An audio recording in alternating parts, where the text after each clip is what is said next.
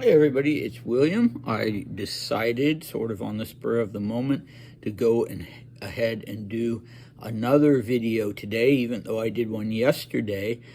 This is the Grand Duke Dmitri diary series. We're in 1921, and if you can hear that noise in the background, I apologize. Hopefully it won't get any noisier. I guess the walls are too thin here because right behind this wall where you see Nicholas II behind me, the washing machine is running.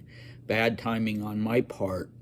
Otherwise, everything in the house is nice and peaceful for the moment. The dogs could erupt at any time, but we'll see. All right, so we're up to 14th February, a significant date here in the US, but not in Imperial Russia, or I don't think any of the other European countries. And actually, in Copenhagen, which is where Dmitri is in 1921, on 14th February, old style, it's actually the 4th of March. So even if they did celebrate Valentine's Day, they would not be celebrating it on that particular day. Okay, so, and he's still staying at the English mission, and it's a Monday. And one quick thing before we start, I came across this yesterday, an icon of Aunt Ella of Tjotja, Grand Duchess Elizabeth, who has now been sainted in the Orthodox Church, and it's not really a controversial sainthood as with the rest of the imperial family.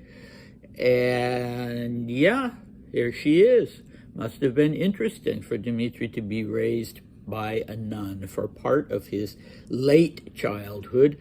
Yeah, it's a cheap reproduction icon, but it's one of the few that I have that has not at some point been nibbled on by a puppy or a dog. So that's nice. Maybe she's a particularly powerful saint. And there's actually a little bit of her in one of the Orthodox churches in Portland, Oregon. You know, maybe a fingernail clipping or something, I don't know. But I don't know about Roman Catholic churches, but in the Orthodox Church, the tradition is that once a church is established, a holy relic is put in the altar. And St. Nicholas's Church in Portland, Oregon has, even though it's not St. Elizabeth's Church, it has a little bit of Ella in its altar. Okay, so here we are in 1921 on a nice Monday in Copenhagen. Let's dive in. I took a walk with Lucia in the morning and lunched at home. Olga, Meta, and both Pars were there. Afterwards, Lucia and I, and both Olga and Audrey, went for a drive and ended up at the zoo. It's a very small establishment and poorly maintained. I had tea at home, and around 6 o'clock went to see Madame Scavenius. We talked a long time, mostly about life in Petrograd. I dined at Olga's, and then all the participants in the dinner went to the English mission, where we danced to gramophone music. Louise was there, and I danced and talked with her a lot. Okay, so short and sweet, as they say. There's just a little bit of one-on-one time with Lucia in the morning, but then for lunch they have some guests.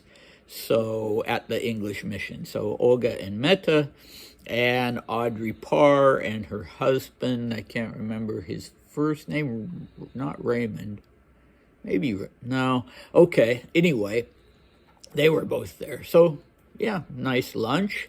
Afterwards, four of the little group, or rather I should say, yeah, four of the little group go off for a drive. And for some reason, Meta, and so Olga's wife and Audrey's husband, both go off and do something else. I'm sure they weren't excluded. I'm sure they could have come, but maybe they realized they're not they're not, sort of part of this intimate little group. So, and it's more convenient anyway to have four people in a car, I guess, rather than five. So they are no longer participating. And lo and behold, those that go off on the ride end up at the zoo. And this was not infrequent. I think I mentioned it once before with Dmitri. He liked zoos. And if he was in a new city, he would often end up at the zoo. So I have a feeling that it was him, that it was Dmitri himself who was sort of directing that. That they ended up at the zoo. But I'm a little confused because on his first or second day in Copenhagen, he says they went to the Tiergarten. And I thought that Tiergarten meant animal garden, zoological garden. But maybe in this instance they're separate because he says, or it was another zoo because it's small. And he says it's not very nice as zoos go, not well maintained, whatever he has in mind with that. And I think there's a very highly respected and large and famous zoo in Copenhagen now, if I'm not mistaken. I could be. But at that time anyway, whichever zoo this was, he wasn't impressed by it. But it's interesting, for me at least, to see that once again he is ending up at a zoo. He liked animals. Okay, then they have tea, and then he goes off on his own to see Madame Scavenius, and she's the one that I was so enthusiastic about last week, I think, because I was really I found her quite striking in the photograph I found of her, and apparently Dmitri did too. And I've been talking a little bit about her to my colleagues in Russia, my two historian colleagues there, and they were filling me in a little on the Scaveniuses in Russia because Mr. Scavenius had been a diplomat there, I believe the ambassador, and so, apparently his wife, so this was in the last couple years before the revolution, and his wife, who was relatively young, had been a fixture on the social scene, or at least on the diplomatic social scene in Petrograd. So when Dmitri saw her at the Scavenius ball, he seemed to be reacting to her like he was seeing her for the first time. But yeah, it sounds like that's kind of unlikely. I'll have to have a look at that again. And apparently she wasn't known for, and if you recall, he said that she was very pretty and sweet, but that she was not a woman who was intellectually broad-minded. And that was important to him. We see his desire to spend time with Audrey Parr, who was a very interesting woman. And Dmitri liked interesting people, male or female. He didn't like people who were just going, you were just going to have a sort of banal conversation with. But in this instance, he is, he's got something to talk about with her because they both lived in Petrograd. And so that's what they talk about. And it was a nice long talk, he says. So that's good. And then he and other people are invited for dinner at Olga and Meta's home. And when they're finished with dinner, they all go off for a nice cozy evening in the private rooms at the English mission, dancing to gramophone music, and Dmitri gets another chance to dance with Marie Louise and also to talk with her a lot. And it makes me wonder if there was an issue with Marie Louise maybe not being the most brilliant conversationalist or the most interesting person. So he likes her, again, she's sweet. He likes her very much. He can picture being married to her and that being a nice life, but maybe there's a bit of a barrier there in terms of she wasn't going to have, particularly